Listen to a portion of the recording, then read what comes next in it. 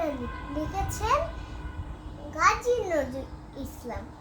কাঠবিড়ালি কাঠবিড়ালি পেয়ারা তুমি খাও, গুড়মুড়ি খাও, দুধ ভাত খাও, বাতাবি লেবু লাও, বিড়াল বাচ্চা কুকুর ছানা তাও, ডাইনি তুমি ফটকা পেতুক, খায় কাপাও যেথায় যেতুক, বাতাবি লেবু সকলগুলো একটা ডুবে নুনুলো, তবে যে ভারী লেজ উঁচিয়ে পুতুস পাতুস চাও, সোজা তুমি তোমার সাথে আরি আমার যাও।